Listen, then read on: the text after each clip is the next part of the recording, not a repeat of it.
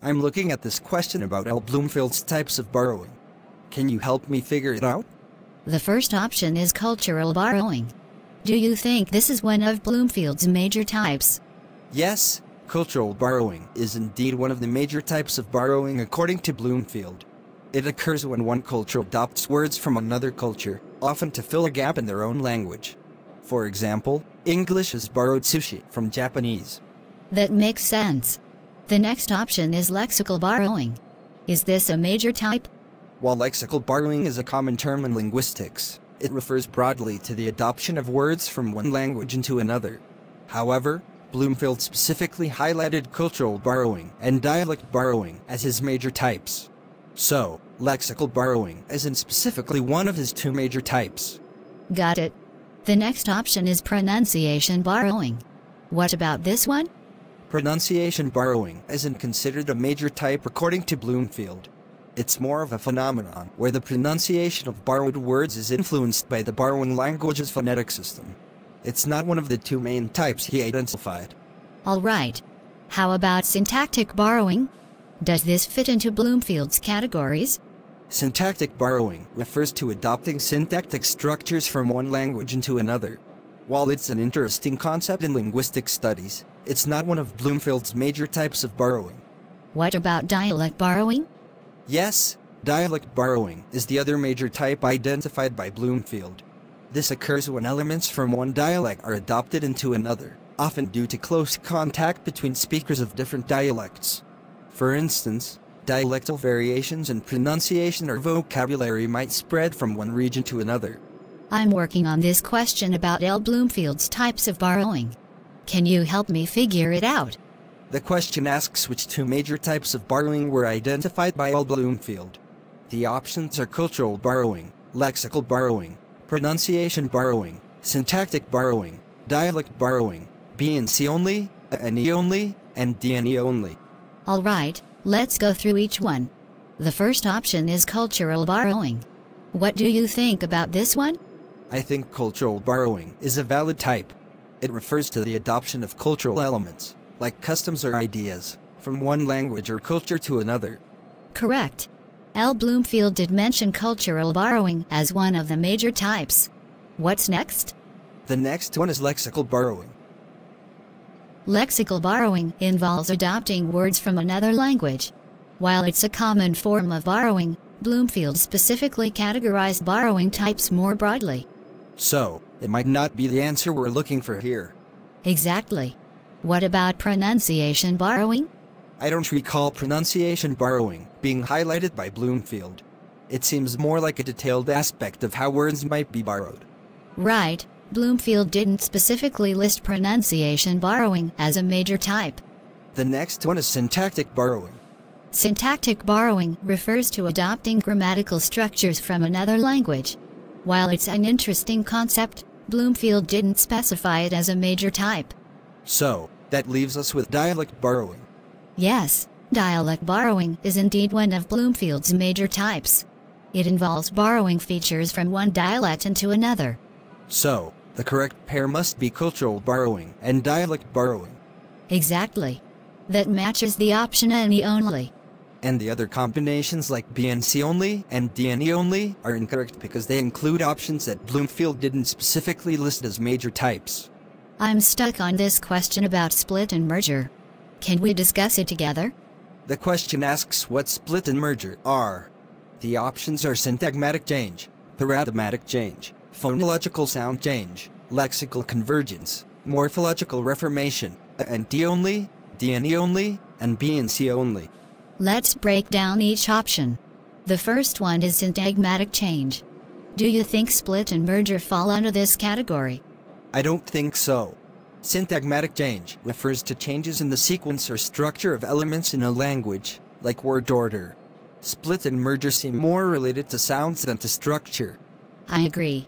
So, syntagmatic change isn't the right answer. How about paradigmatic change? Paradigmatic change involves changes within a set of elements that can be substituted for each other, like phonemes or morphemes. Split and merger could be related to this, as they involve changes in phoneme sets. Yes, split and merger are indeed examples of paradigmatic change. What about phonological sound change?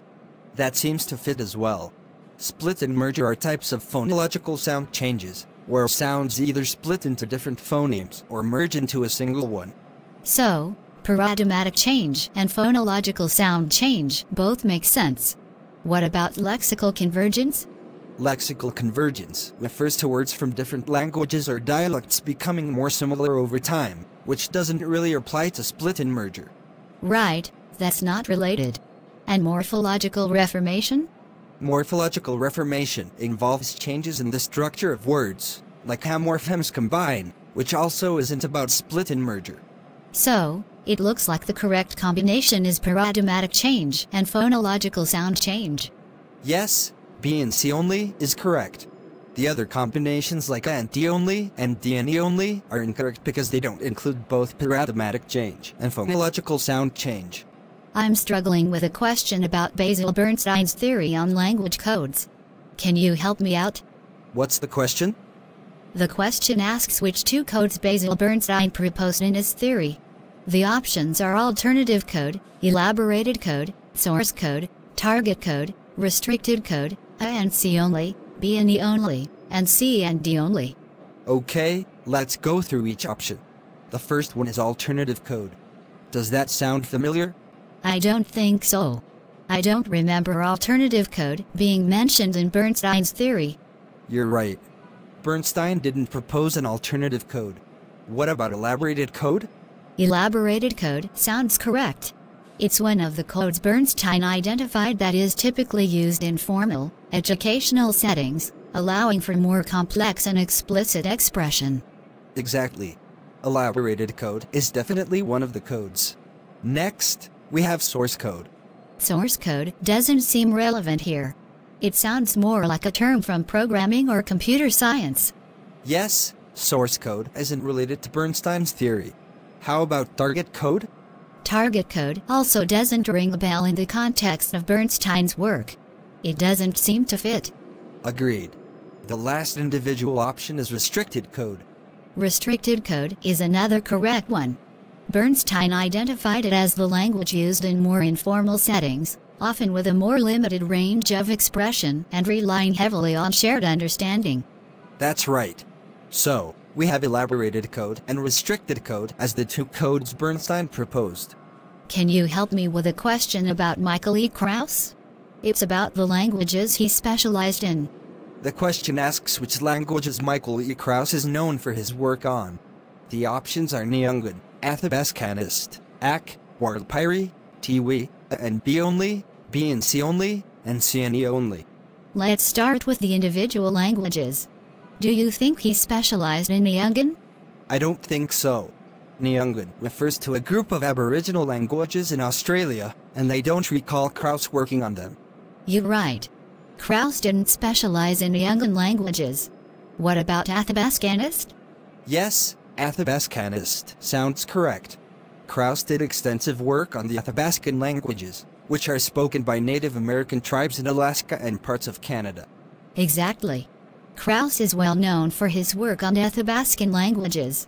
How about Ak? Ak is another language Krauss specialized in. He did significant work documenting and preserving the Ak language of Alaska. Yes, Krauss is indeed recognized for his contributions to the Ak language. Next, we have Warlpiri. I don't think Krauss worked on Warlpiri. It's another Aboriginal language from Australia, and they don't associate it with his work. Correct. Krauss didn't specialize in Warlpiri. How about Tiwi? Tiwi is also an Aboriginal language from Australia, and I'm pretty sure it's not one of the languages Krauss specialized in. Right. So, the correct pair must be Athabascanist and Ak. I need some help with a question about language topology. Can we go through it together? The question asks which statements about language topology are true. The options are: language topology studies the actual patterns of languages of the world. Language topology acts as fodder for theoretical linguistics. Patterns as found in the study of language disorders form the basic data of language topology. Linguistic features at all levels of analysis are part of typological studies. Language universals are principles and the variations may be considered as parameters, A and B only, A, B, D, any only, and A, B, C, any only. Let's start with the first statement. Language topology studies the actual patterns of languages of the world. That sounds correct. Language topology is about studying patterns across different languages. Right. The second statement is language topology acts as fodder for theoretical linguistics. That makes sense too. Findings from language topology often inform and support theories in theoretical linguistics. Agreed. How about the third statement? Patterns as found in the study of language disorders form the basic data of language topology? That doesn't sound right. Language topology focuses on patterns in naturally occurring languages rather than data from language disorders. Correct. The fourth statement is linguistic features at all levels of analysis are part of typological studies. This is also true. Typological studies consider phonology, morphology, syntax, and semantics. Yes. And the last statement, language universals are principles and the variations may be considered as parameters. That's correct as well. This idea comes from the principles and parameters framework in linguistics, which is related to typological studies. So, the true statements are language topology studies the actual patterns of languages of the world. Language topology acts as fodder for theoretical linguistics. Linguistic features at all levels of analysis are part of typological studies, and language universals are principles and the variations may be considered as parameters. I need some help with this question about identifying correct statements regarding languages. Can we go through it together? What are the statements? The options are, languages share recurrent patterns. Generally, SVO languages have prepositional case markers. Grammaticalization gives a formal acceptance to a pattern or practice that was not well accepted earlier. Every language has a word for everything. Language shapes the worldview. A, B, C and D only. B, C, D and E only. And A, B, C and E only. Alright, let's look at each statement. The first one is languages share recurrent patterns. That sounds true. Languages often share common structural patterns and features. Yes, that's a correct statement. How about the second one? Generally, SVO languages have prepositional case markers? I think that's also correct. SVO, subject-verb-object, languages often use prepositions rather than postpositions. Right, that's another correct statement. The third statement is grammaticalization gives a formal acceptance to a pattern or practice that was not well accepted earlier. This sounds a bit off. Grammaticalization is more about how words and constructions evolve to become more grammatically integrated and less about formal acceptance of previously unaccepted practices. Agreed, it's about linguistic evolution rather than formal acceptance. The fourth statement is every language has a word for everything. That's definitely not true. Languages can lack words for specific concepts found in other cultures or languages. Correct. The last statement is language shapes the worldview. That's a widely accepted idea. The Sapir-Whorf hypothesis suggests that language influences thought and perception. Yes, that's true as well. So, the correct statements are languages share recurrent patterns. Generally, SVO languages have prepositional case markers, and language shapes the worldview. I need your help with a question about language teaching methods. Can we go through it together? What's the question? The question asks which language teaching methods do not use the learner's native language and only use the target language. The options are bilingual method, grammar translation method, direct method, audiolingual method, natural method, C and E only, C and D only, and N E only. Let's break down each method. The first option is the bilingual method. The bilingual method involves using both the native language and the target language, so that's not the right answer. The next option is the grammar translation method. The grammar translation method heavily relies on the native language for explanations and translations. So, it doesn't fit either. Now let's look at the direct method. The direct method uses only the target language for instruction and communication. No native language is used. The direct method is one of our answers. How about the audiolingual method? The audiolingual method focuses on drills and repetition in the target language, but sometimes explanations can be given in the native language. so it might not fit perfectly. That's a good point. The audiolingual method isn't strictly target language only. What about the natural method? The natural method aims to mimic the way we learn our first language, using only the target language without translations or use of the native language. Exactly. So, the correct methods are the direct method and the natural method.